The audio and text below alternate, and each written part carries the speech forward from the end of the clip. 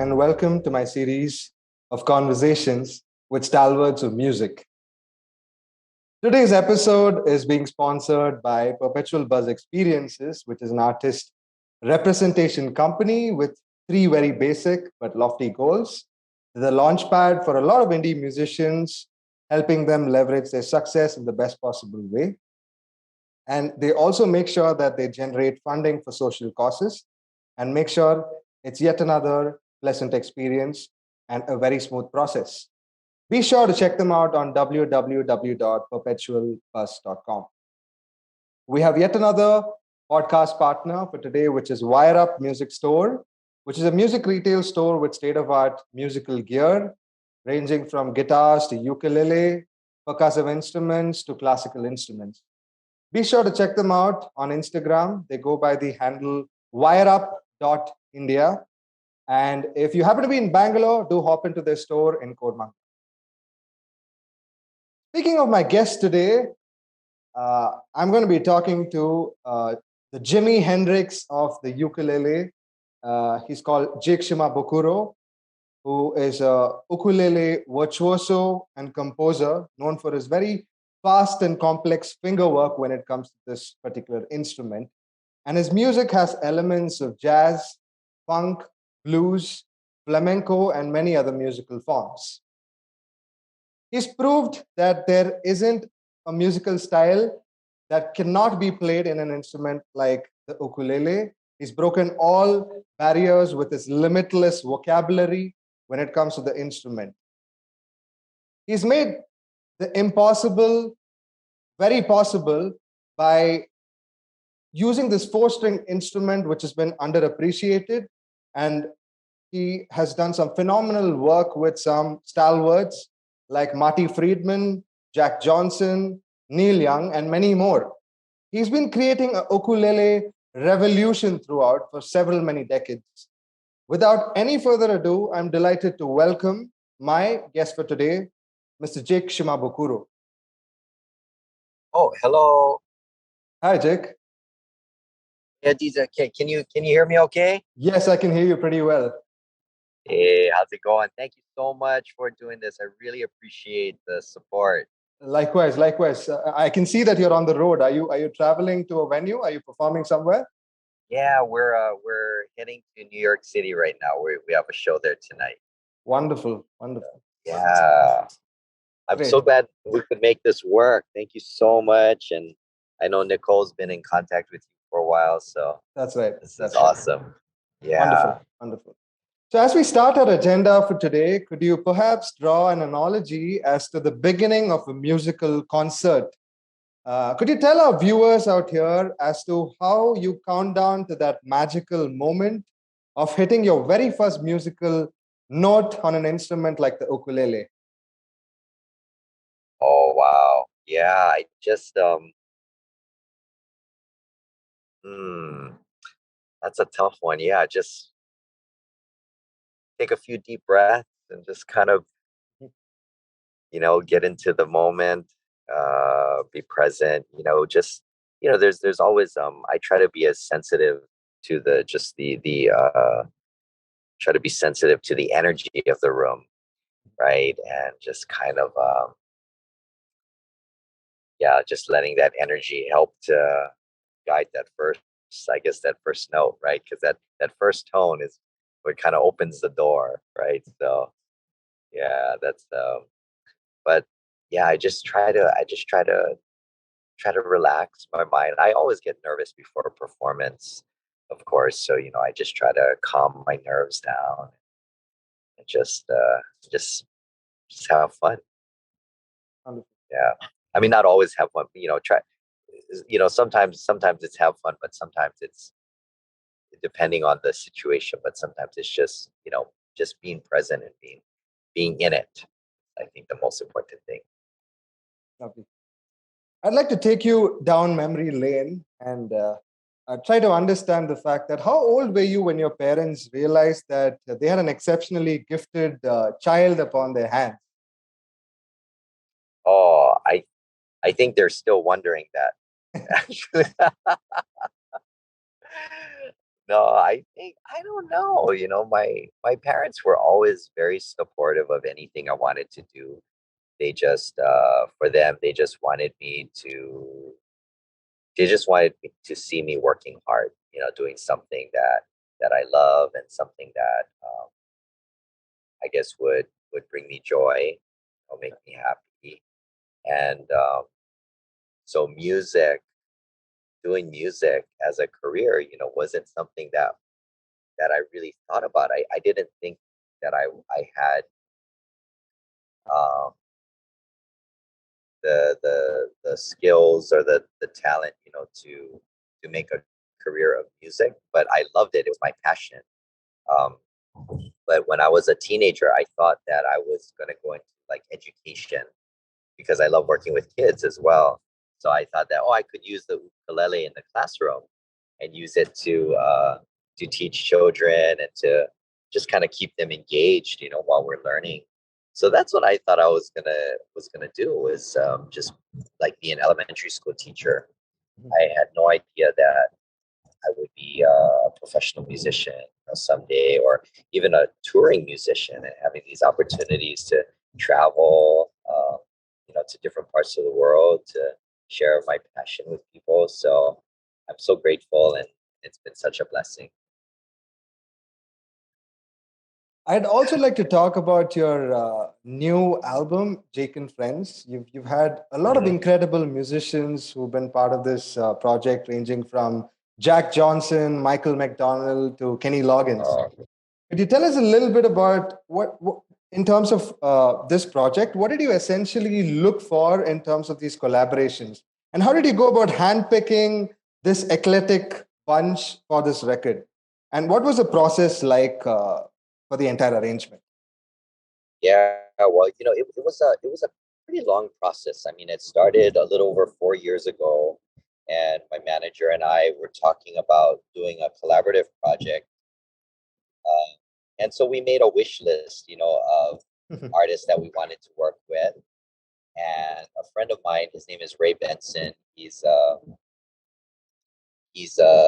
leader of a band called Asleep at the Wheel, and they've been around for a long time. So he has a lot of connections, a lot of friends in the business, and um, so when we started talking, um, I think between Ray Benson and my manager Van Fletcher, they started talking and utilizing their resources. They kind of started reaching out to a lot of these artists, and surprisingly, um, they said yes. The first musician that we got on board was Willie Nelson, and Oh, Ray Benson and Willie are really good friends. So he called up Willie, and Willie agreed to do it. And so we went into the studio, we recorded Stardust, and I think once we got Willie Nelson in the studio, it gave the project a lot of momentum, right? Because he's such an iconic name, and I tell you, it was such an honor being in the studio with him, playing with him. I was so nervous, and but it was, he was so gracious, so wonderful to work with, and I just, yeah, it was such a thrill. my speaking of my favorite tracks in this particular album would be "A Place in the Sun" and Oh "Why Not" with Kenny. Right? That's incredible, yeah, absolutely incredible stuff, man.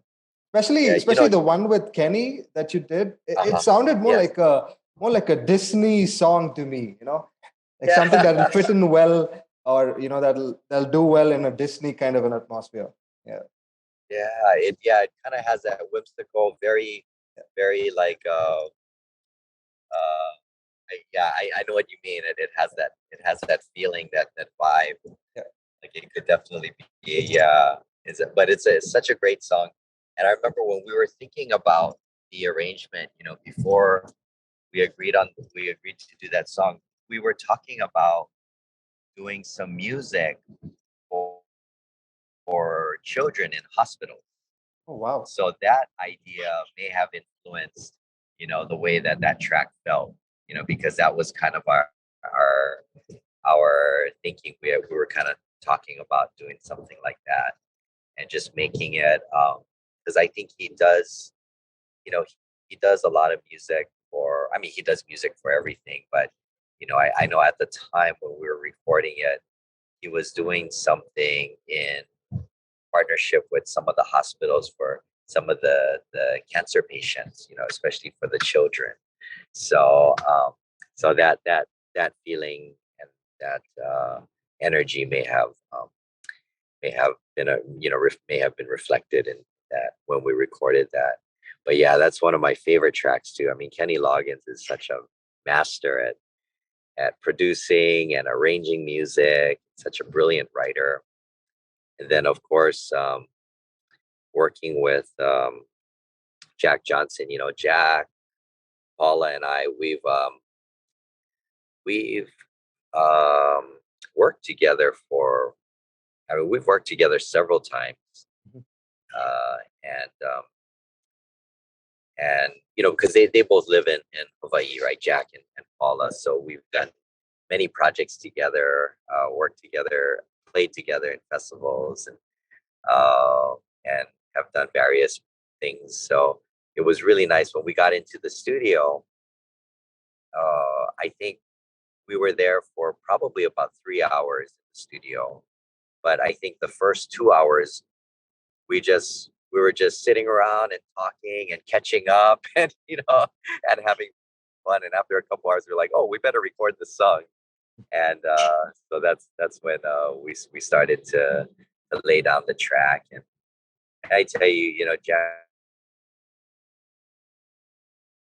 anything that he plays, he just brings this incredibly like relaxed vibe and energy to the music.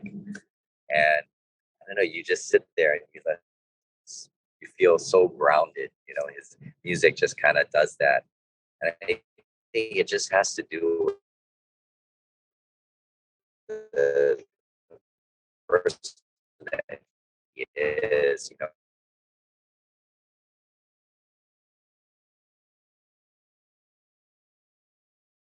Jake, I think I lost you. I'm not able to hear you.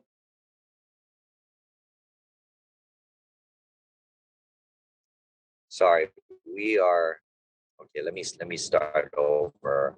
We went through a tunnel, but we're coming out of it. All right. Sorry about that. That's all right. Yeah. And can you hear me okay now? Yes, much better now. Yeah. Okay, good. Okay, let me just let me just wait till we get out of this tunnel. We're almost out of here. All right. Sorry about that. That's fine. That's all right. Yeah. So how long is this entire journey? Like how long is it going to take you to get to your destination? Oh, I mean, we'll be there in about 20 minutes or so. Oh, wow. Yeah, 20, 30 minutes. Yeah. I mean, it was about a 2-hour drive. So, okay. So not too bad, but we're, what was I going to say? But the tour goes till July 4th. Mm-hmm. Yeah. So, okay, here we're coming out of it now. Um, all right. Is this better now? Much better. Yeah. Okay. Yeah. So, so Jack and Paula, we've worked together on several projects before, and they're just so talented, and they sing so well together. They just have such a great chemistry. Mm-hmm. And one of the things that I love about Jack Johnson is he's able to he can take any song and he can play it, and he just brings this relaxed, laid back energy vibe to it that just kind of grounds you. You could be having the most stressful day, but you put on one of his tracks and you're like, oh, I feel great now. And so he's just so brilliant at that. Right. Your name has been quite synonymous with the instrument right now. If we were to think of the ukulele, Jake just pops out of nowhere, in terms of the instrument. Like you've sort of become an idol for representing or sort of being the brand ambassador for this instrument. And you're a stalwart indeed when it comes to the craft of this lovely instrument. And if you noticed, there's just a handful of people who have a strong hold in terms of this market share when it comes to this particular instrument.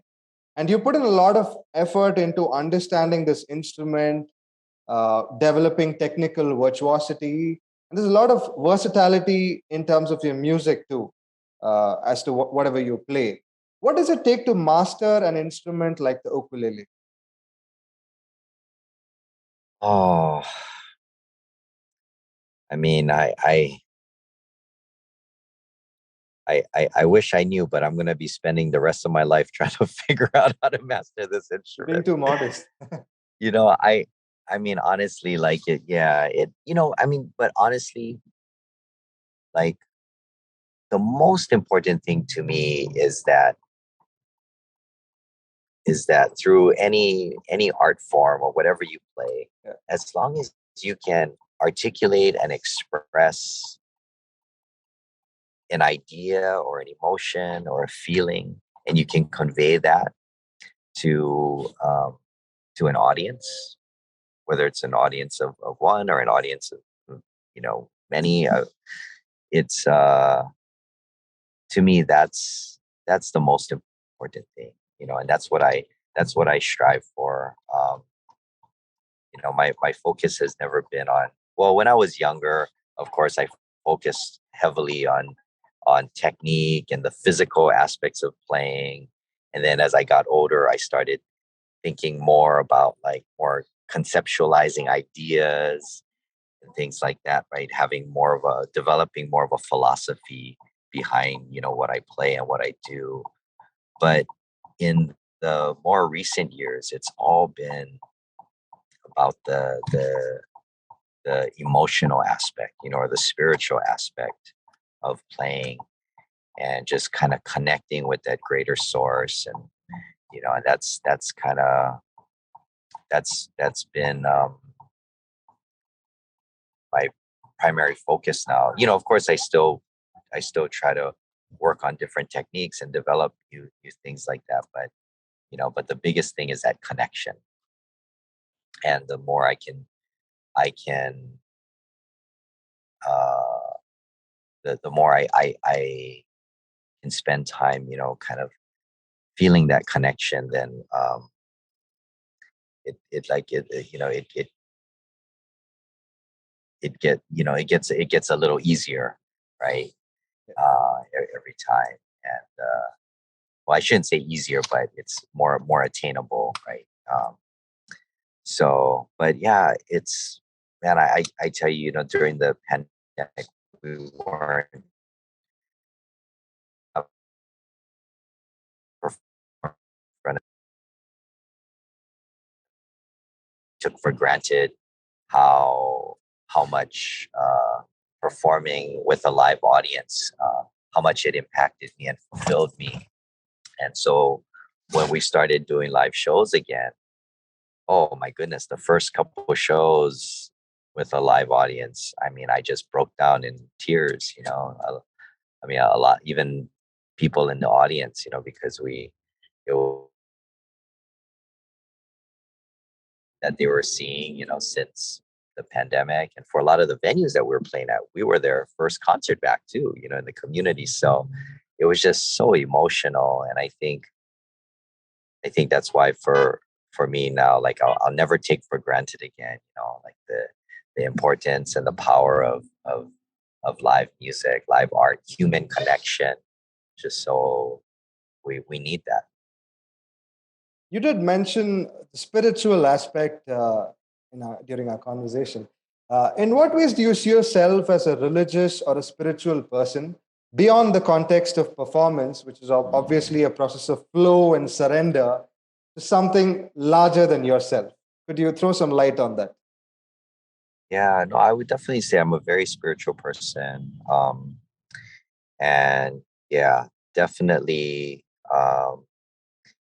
the music, the creativity, all of that. Yeah, it comes from a place beyond, right, us. and Yeah. and as you know, it's just, I always just like to think of myself as like a vessel, to allow that energy to flow through me. And there are moments where you can just really feel and tell it's really just flowing through you, and and it's really the highest honor, and so you feel so good afterwards. I mean, it's just such an extraordinary feeling.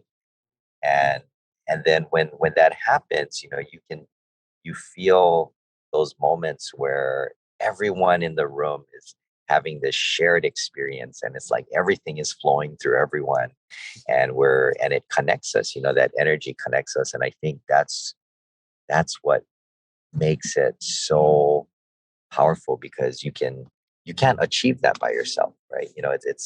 It's I mean, you can achieve a little bit of it, but when you're in a group of people, when you're with a group of people, it's exponentially higher, it's greater. And so that's so again, we're I think we're people that need and thrive for that connection with each other. That being said, what are some of the spiritual techniques that has helped you with your music? Considering we have a lot of listeners and viewers from India and other parts of the world, uh, they're interested to know some of the spiritual techniques that has sort of like enabled you to focus on your music better.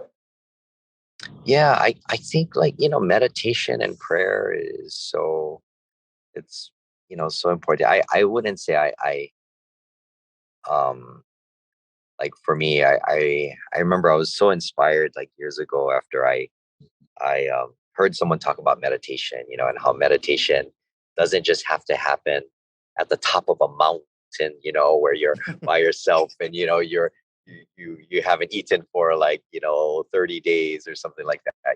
I mean, meditation can be when you're sitting down having your first cup of coffee for the morning. I mean, meditation can be, when you're sitting in a parking lot in your car. I mean, all that it's just it's it's I mean, I love that thought, and I remember that idea. um it kind of seeped into different areas of my life. Like, for me, I realized that, wow, even music isn't just happening when you're on stage, and you're holding your instrument, but music is constantly happening. You have infinite opportunities to connect, right? Even when you don't have your instrument with you, or you're not playing notes off of a score, or you're not playing an arrangement. I mean, it's in when you shake someone's hand, or you give someone a hug, or the way you engage in conversation with somebody.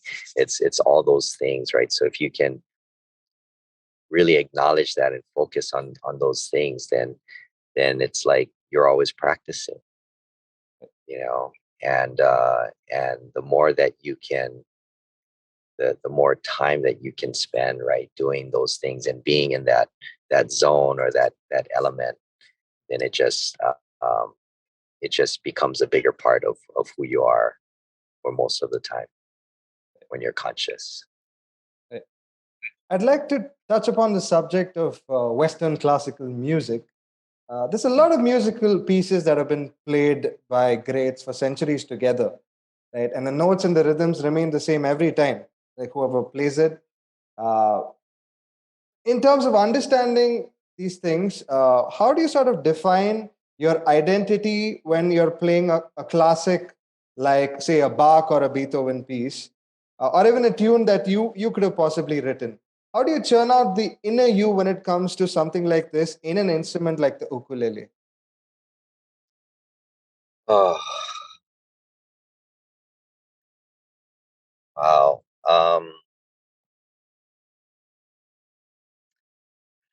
Music is so deep, right? I mean, you can look at it I mean, there's so many layers to it. And I think the more you do it, and the more you go, the more it becomes a part of your life. I think the more layers you start to peel away. Mhm. And so I think that, when I think of, like, it's just like Western classical music, some of some of the ideas and the concepts and some of the things that I hear, just like I can't believe like these uh the evolution, of the music, studying just kind of how it went from basic single line, monophonic Mhm. to, I mean, just the complete opposite, the complete extreme, that with so many tensions and sounds and being compressed together and pushed together. Uh, so I think in terms of like in harmony, melodic ideas, even even I realized because when I was a kid, I was very naive, so I was only accustomed to hearing our Western scale and our chromatic scale, thinking those are all the tones there are in music, But then you start learning about microtones and things like that, and it's a whole different different thing. I mean, there's an infinite of possibilities, right? And I don't know much about Indian classical music. I've studied a little bit of it and learned about it, and that's when I realized how deep and how spiritual, the music can be, the essence of it. I mean, there are certain combination of tones that you don't play during certain times of the day, I mean, things like that. I mean, it's we were never we would never think of music in that way. I think here, like especially for me growing up in Hawaii or playing music here in the United States, so it's a completely different way of thinking. And and I love it, because I love pushing the boundaries of it, and especially the importance of it. Music is not just something that we listen to when we're trying to relax or do some work or put stuff on the background, but music, it's a way of life. You know, it's it's one of life's essential elements. I think that Sure. we all need. And so, yeah, sorry, I don't know where I was going with my answer, but um, but yeah, but I just love it. And every time I think that I'm I'm peeling back more layers, and getting closer to the core, it's like I peel back another layer and then I see a whole nother onion, there to start peeling away the layers again. So it's just never ending. And I have a feeling that it's always gonna be like that, So at some point you just have to embrace the notion that, yeah, you're not gonna learn everything, but it's all about the process and it's about the journey, and it's about just the desire to wanna better yourself and want to explore and strive for a deeper connection and understanding, and then humbling yourself, knowing that you're never going to get there because you don't even know where there is. Yeah.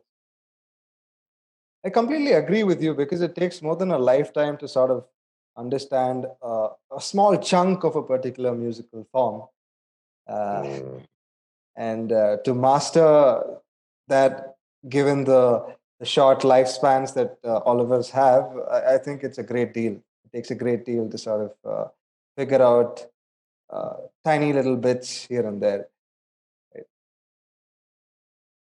uh, I mean, I remember, uh, I remember years ago seeing a video of Ravi Shankar being interviewed, Okay. and the way that he was explaining some of the concepts. It was just mind blowing. I mean, it's just like so beyond anything, I could understand. But it's so humbling, and so to me, someone like that is a master, right?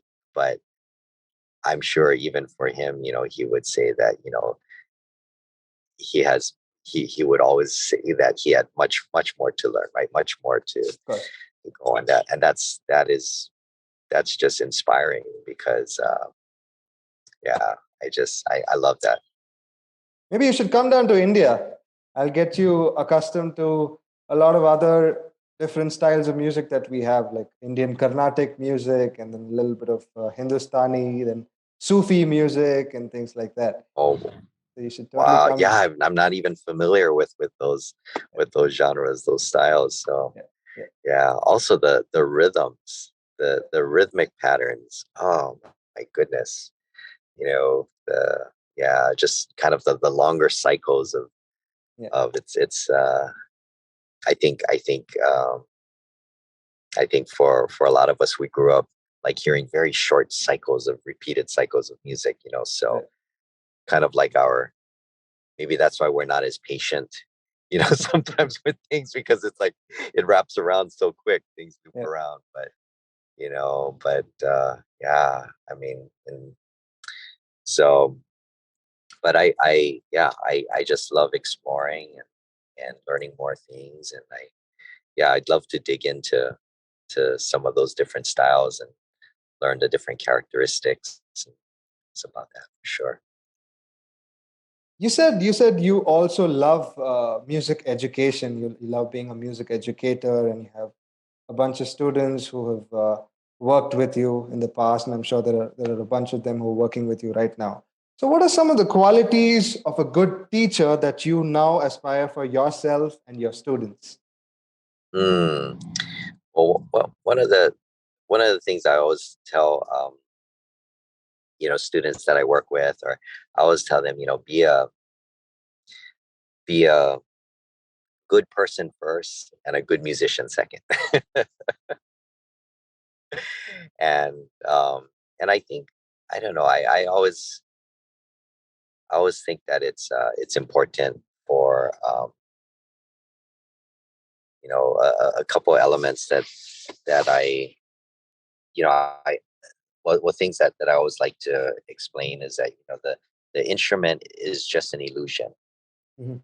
right? So you may be holding your ukulele or the guitar or a violin or you can be sitting behind the drums, but the instrument is just an illusion, right? Everything that you're trying to express or you're trying to create has to be created inside of you first. Like you have to feel that note, you have to feel that chord, you have to feel that rhythm and internalize it, right? Before you even before you even touch your instrument, so I was like to um make sure that they understand that, so it's not the music is not coming out of the instrument. Yeah, you're making Yeah. sounds with the instrument, but the music and the expression is coming from inside of you. So Okay.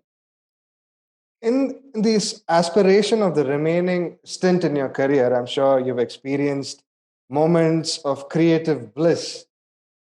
Is that what that really drives you? And would you like to maximize the number of moments of creative bliss as they expand?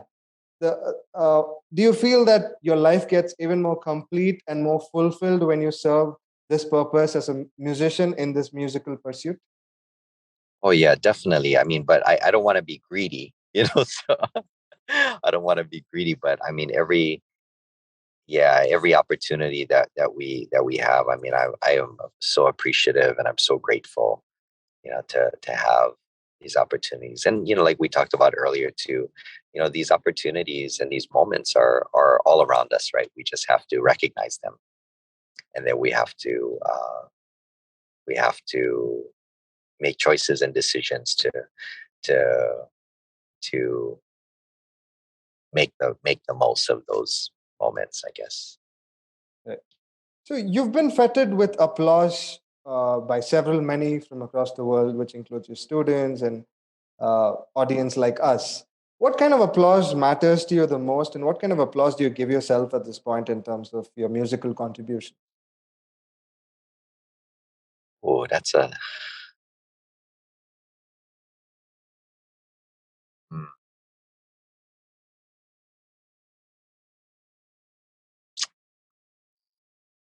I think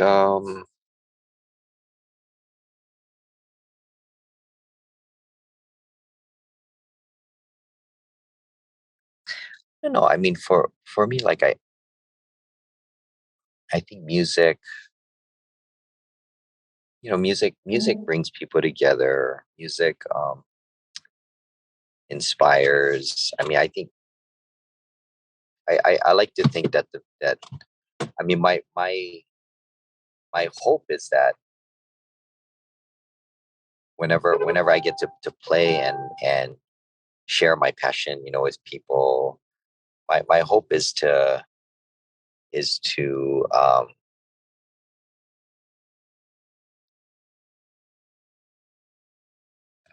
I guess my my hope is to give them hope. I don't know what way to say it. I guess I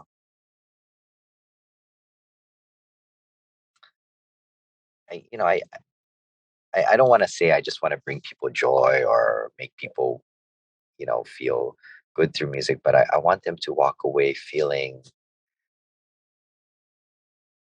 just feeling just connected to something greater than ourselves, like you mentioned earlier. I mean, I think Mhm. that's the biggest thing, because like after a concert or after a show, I mean, when I walk off stage, I have the biggest smile on my face, and I just feel like the last thing I want to do is put my instrument down. I mean, I want to just keep playing, and a lot of times I walk backstage and after the concert and I'm back in the dressing room and I'm still playing, because it's such a rush. And I'm and the greatest reward or joy is to know that people are walking out of the venue or the concert hall, with a big smile, or maybe walking out with their family or their children, and with their arm around each other, and just feeling that love and that connection. So that's uh that's what I hope to accomplish. Great. You've had a very long and distinguished career with a lot more to come in the way. Given the changing external environment, globalization, glamour, and short attention spans, which is quite prevalent in today's generation, what kind of ambition do you see yourself for yourself in a world like this?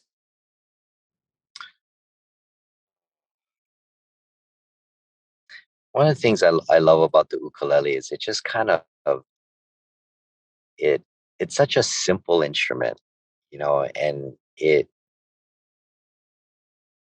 it reminds me. It's a constant reminder that, well, for me anyway, that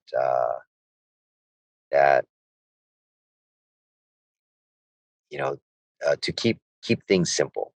Mhm. You don't. I think sometimes we get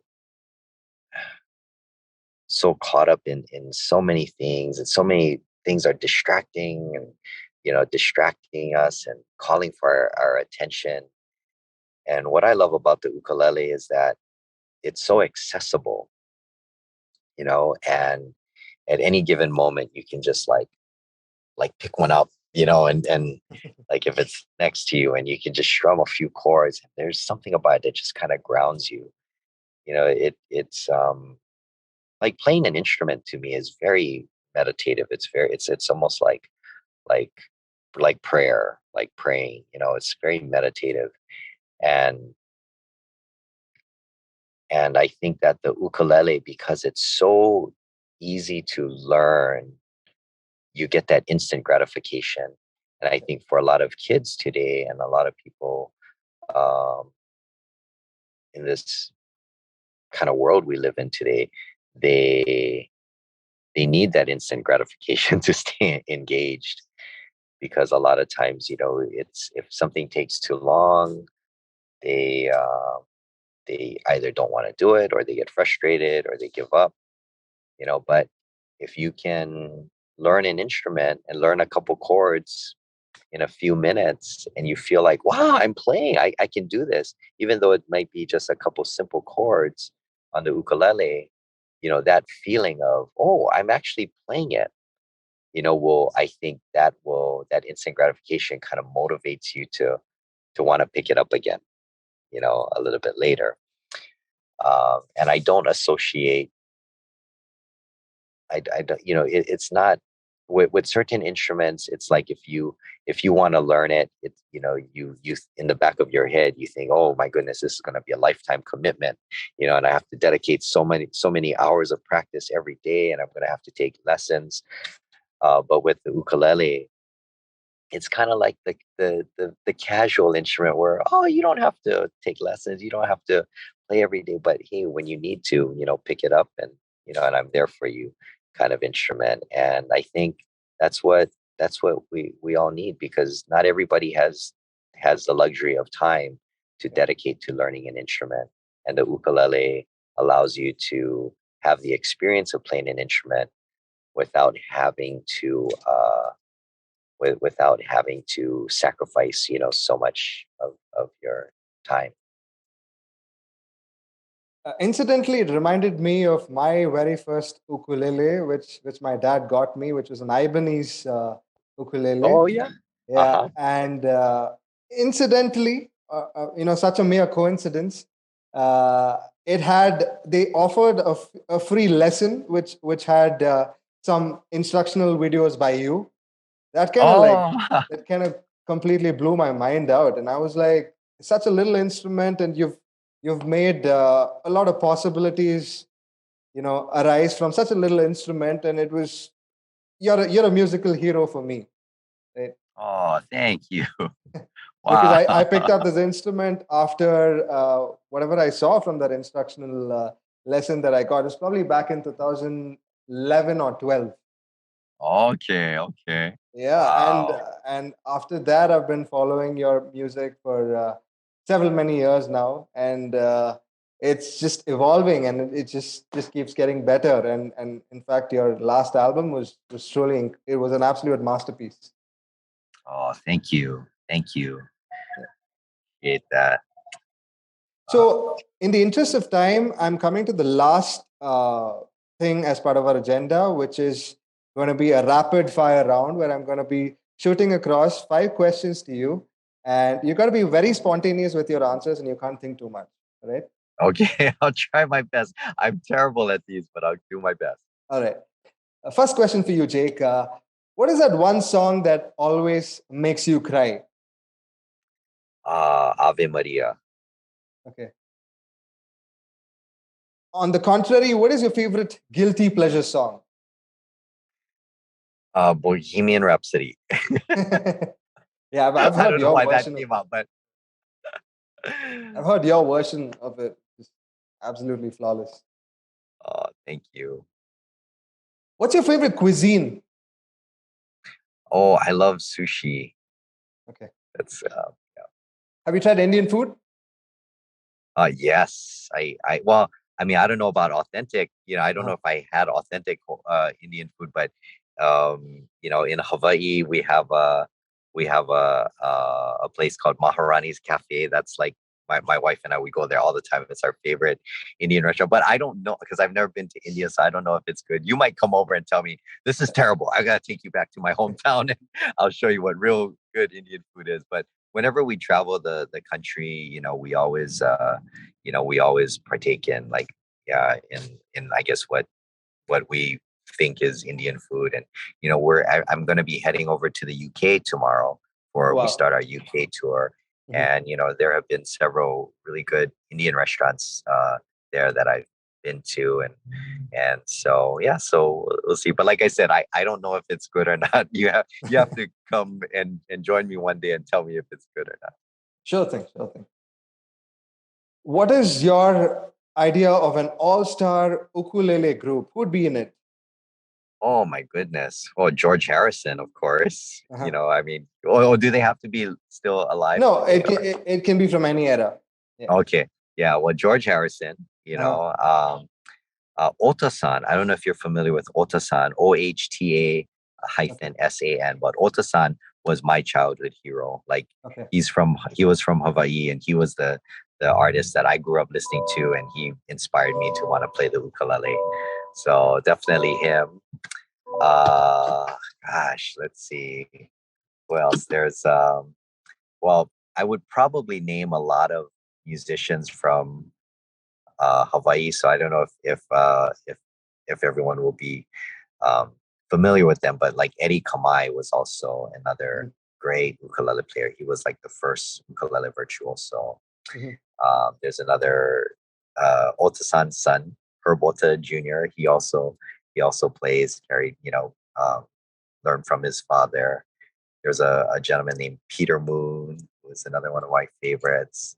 So yeah, I mean, and that's why I feel I was so fortunate because I was born and raised in Hawaii. I was exposed to so many great ukulele players there already from the time I was a kid. So it was very inspiring. But it was also that's why I also thought, oh, I'm probably never gonna have a career as an ukulele player because there's already so many good ukulele players here. But if I were to ask you, the entire instrument originated in Madeira, and then it spread widespread across several other parts of Hawaii, if I'm not wrong, right? That's how it Yeah. was, right? Well, so what it was is when the Portuguese immigrants came over to the Hawaiian Islands, Hmm. they brought two Portuguese instruments with them. One was the rajau, and the other was the machete or the Sure. praikina. Yeah. And so the rajau was a five-string instrument, but it had the re-entrant tuning. Okay. And then the machete the rajau was bigger. That's why the machete was a smaller four-stringed instrument.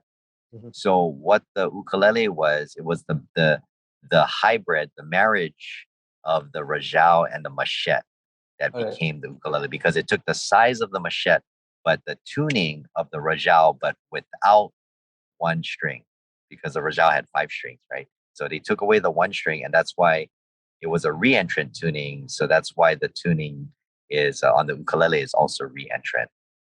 So it has the two high strings on the outside, the two lower strings in the middle. So yeah, so that's how the ukulele came about. So even though it didn't, it was inspired by those two Portuguese instruments, or those. Well, so that's what the historians say All happened. right. So yeah, But it was quite accurate. Thanks for that, because I was really yeah. looking for that information. Yeah. Great. So I have one last question for you, Okay. which is a custom in all of my interviews. So here's the question for you, Jake. Down in the distant horizon, what would you want to be remembered as? Oh wow, that's man. You asked the hard questions. I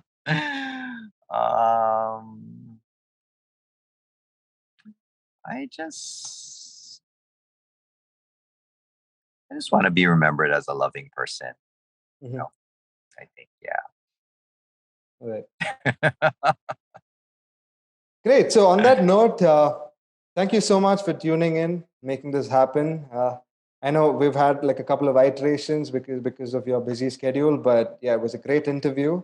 And this interview is also going to be additionally aired on Big FM Shillong and Azol, which are two incredible radio stations that cater to music.